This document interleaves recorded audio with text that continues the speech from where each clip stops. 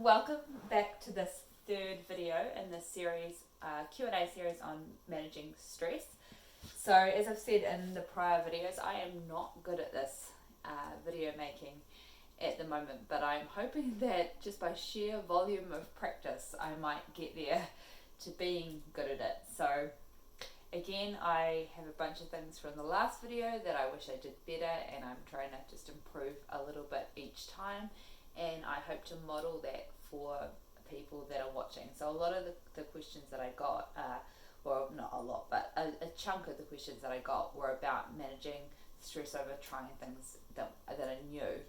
And I really did want to show people what that's like, that it's not the case that when you try something new you're going to be great at it and all your fears are going to turn out to be just wrong.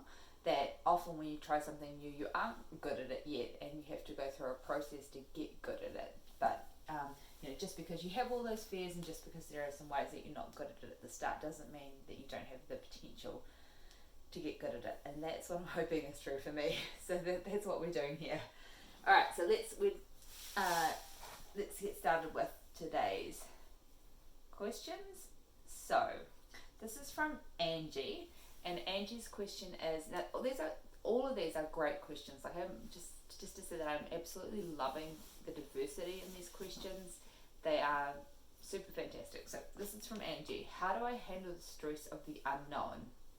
For example, while waiting to receive a test or get test results back for an illness, how do I stop worrying when something is literally out of my control, right? So one of the things I would say is just to recognize that is a universal human experience, right? We all have that, and certainly I've had that happen multiple times this year, where I've been in that situation of waiting for results back on something and it being out of my control.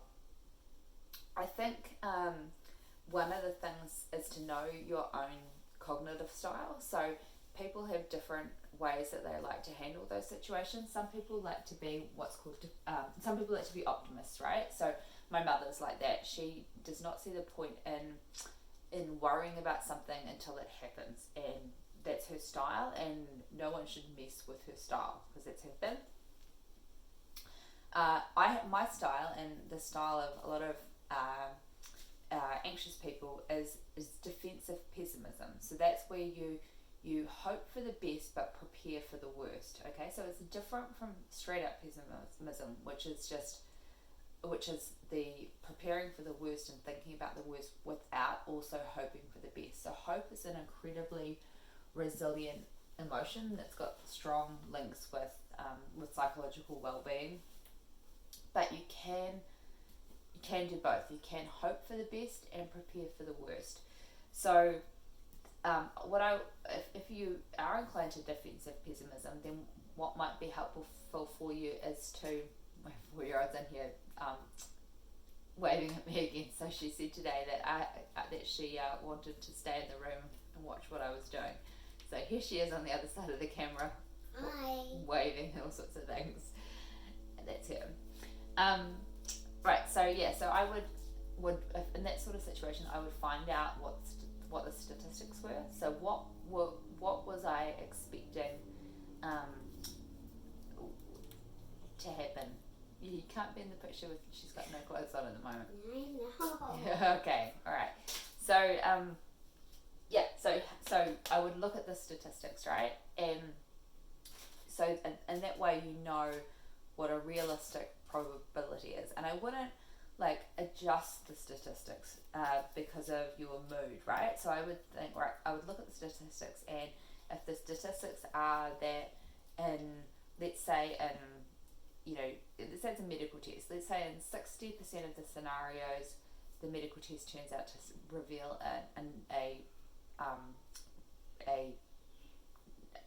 a negative result, right? You're fine. Okay.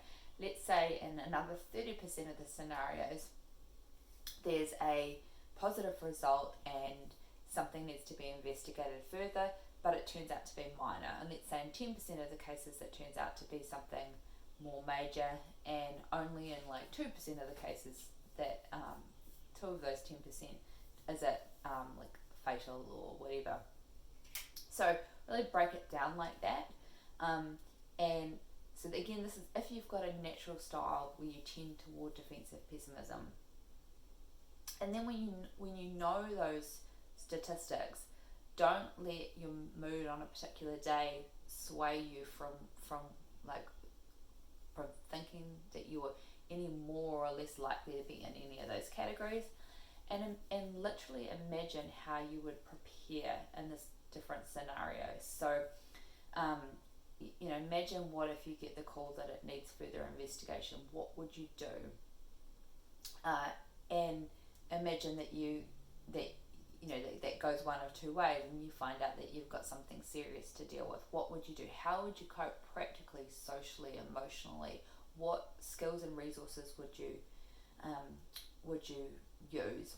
All right, so that's one part of the strategy. The other part of the strategy, and this depends on how long the waiting period is, right? So if the waiting period is like a few days or a week, you might not do anything else, right? And if in a few days to a week, it might be like you need to do some comfort things just to get through that period. It might be where you just, you abandon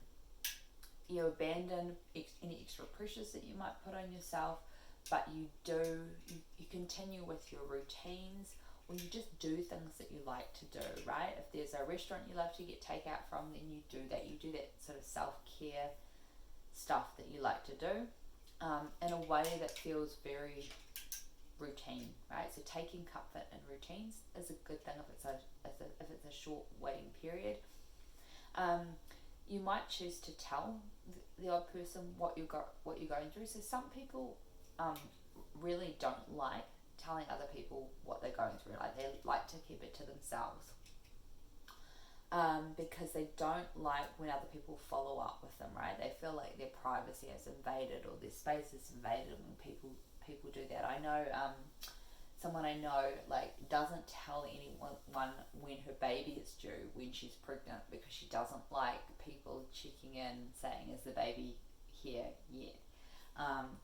So if you're someone that's like that, you might not want people knowing, but it is also like an experiment that you can do to see what it's like to tell the odd person, and it doesn't have to be telling the people that you're closest to.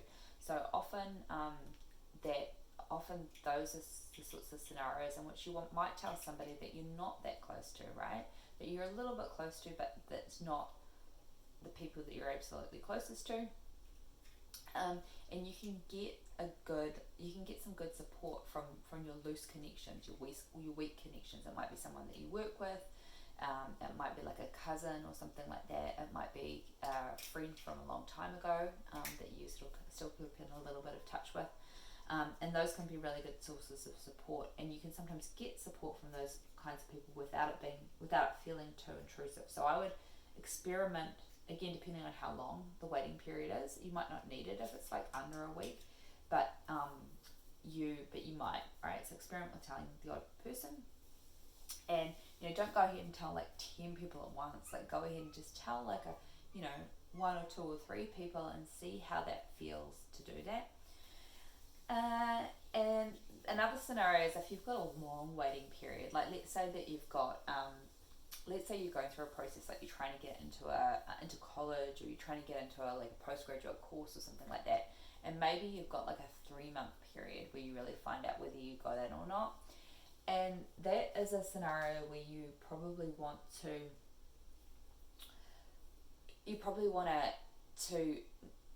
not just like sort of wish that time away, right? Where you want to do something during that period. So pick something that a goal that sort of fits with that period. So like an example might be some sort of, I think I've talked before about the Couch to 5K program, which is like a 9-week running program. So let's say that you think, right, well, I've got that's about the time that I'm going to be waiting for. I could be in exactly this position with my fitness if I was to do nothing, or I could do this, and no matter what happens when I find out, I'm going to be at this point with my fitness. Or it could be maybe it's some sort of watercolor painting course or something that you'd like to do where where you're not just wishing that time away. Something that feels really self-caring and nurturing for you and takes you closer to the person you want to be, regardless of what happens with this other thing. So those are some answers I would give to that. Lots of different ways to handle that. Okay, so next question. Alright, so this is from Alona, and Alona says, I'm going to just expand this a little bit so hopefully my head isn't disappearing, but we will see. This is from Alona. So Alona says, I am 73 and I have a mother aged 93 who is living independently, who has a bottomless list of jobs that she wants me to do to sort out. I'm an only child and I've been dominated by her all my life. Now I need time and peace to enjoy my life. I visit her 3 times a week for the day to do shopping and housework, and I also fetch her to my home for lunch every Sunday. The problem is she doesn't realise how I feel, and if I mention it she sulks and won't speak to me for days, which makes me feel even worse. I should appreciate some guidance. Many thanks, Alona. P.S. I find your book helpful, but I still feel bad about Mum. Okay, right. So, family relationships are tricky, right? Those relationships, especially that you have with your parents and siblings as well, are tricky. So I'm not going to necessarily give you a solution that's going to, be some sort of magic wand here. But one of the things I really like to do with those parent relationships, parent and adult child relationships especially, you can also do them with spouse relationships or sibling relationships, any of those, any close relationship, right? There's a few different versions, but one is to write about the strategy one strategy is to write about the situation from 3 perspectives, right? So one is to write about it from your own perspective. The second is to write about it from the other person's perspective. And the third is to write about it as if you were some sort of neutral observer, independent observer, and how they might see the situation. So you might spend, depending on how much writing you want to do, maybe spend 10 minutes on writing from each of those perspectives. So do yours first, then do the other person, and then do the neutral observer. And that's a technique that comes from couples therapy. And doing that can just give you a bit of a reset in terms of how you're seeing the situation, and make sure that you're seeing it from a variety of perspectives, rather than being stuck in one perspective. And then I would also try another writing exercise where, so we all have these things we would love to be able to say to people directly and have them give a certain response, right? Where they, instead of responding with the other person responding in the defensive way or dismissive way or whatever way that they usually respond, we have a way that we would like them to respond that would fill up all those empty emotional buckets that we have inside of us. And so what I would do is so do that first exercise that I suggested, then give it give it a while, give it 4 or 5 days or something, and then come back and think, this is what I would like to say to my mother, and then this is how I'd like her to respond, and kind of role play it, right? Where you first role play yourself, and then you role play what you would like your mother to say responding back. And you can either do that verbally, or you can do it in writing. And the reason for doing that is that there's just something healing about getting what you need back, even if you're having to give it to yourself, right? So it's a way of saying, actually, what I want in this situation isn't unreasonable. What I want in this situation is truly what I need, and I'm going to acknowledge that it's truly what I need, and I'm going to sort of briefly give that to myself, and there can be a grieving process that can kind of come along with that. There's a grieving process that you're not getting that from the person that you want to get it from, for whatever reason. So even though it sort of like ends up being it can end up being a bit of a sad exercise, that can be kind of what you need. And also the other thing with it is it helps you get clear on what it is that you want from the other person. So sometimes that sometimes you won't be clear yourself. Like you just know that what you're wanting you're not getting, and maybe once you know more clearly what it is that you want, you start like really valuing that in other relationships. So getting like a similar, like it might be people who respect your boundaries. Maybe you or maybe that's something that you really want from your mother, and that when you really in a fine-grained way nail down that that's what you want, maybe you start really seeking out relationships and valuing relationships and sort of spending more time with people that are really good at that with you. So those are some examples. I think it's that classic thing that people always say, you can't change the other person, that you can only change yourself. And sometimes like you might need to talk to the other person, right? It might be something that you need to do for you, is talk to the other person and express what you've got to say, like saying, hey, have you noticed that we've always had this dynamic, or have you noticed that we've always had a hard time talking directly about this subject?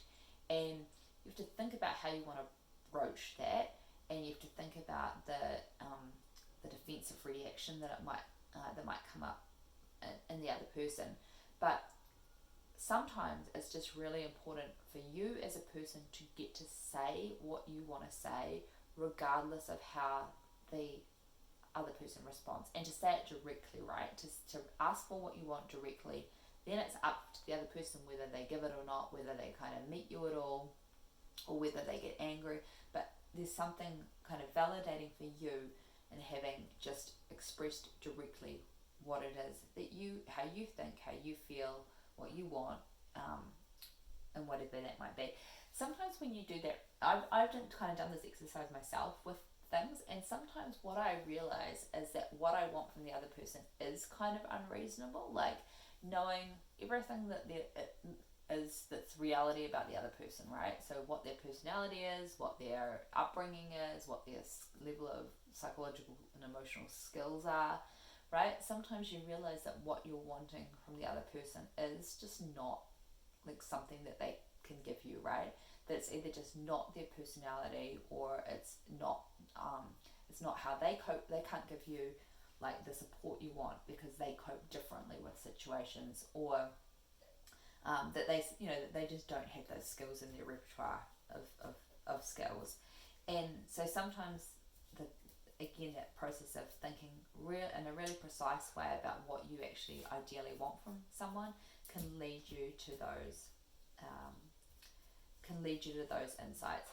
And sometimes you recognize that even sort of that what you actually want would be something that most people wouldn't be able to give you, right? That you're wanting this really specific thing that is really particular to you, or you're wanting this really specific thing that heals earlier hurts, and that it's just not that realistic to think that you're going to get it from someone else. Now that doesn't mean you're not entitled to want that thing, that you're not entitled to like deeply crave that thing on an emotional level. It's just kind of accepting reality and going into more of that, moving kind of from anger and irritation to more of that grief and loss stage where you're grieving about this unmet need that you've had. And it sounds like there's lots of childhood stuff going on there. You said I'm an only child and you've been dominated by her all my life and that kind of thing. And it's that is stuff. Those are things, memories that you might need to process through. And you say she's 93. Well, like, where do you want to? And you're 73. Where do you want to get to with that stuff? Like, what's important to you to work through while your mum is still around, and that is again like seeing that as being a process that's about you, right? That's not about changing her necessarily. But where do you need to get to? What healing do you need to do about that stuff? And what do you need to make sense of? Like, what are the experiences that you had earlier in your life that you have a lot of anger about or resentment about, or that are still kind of confusing to you? And that might be a sort of healing process that you need to go through. It might be something that you go through with a therapist.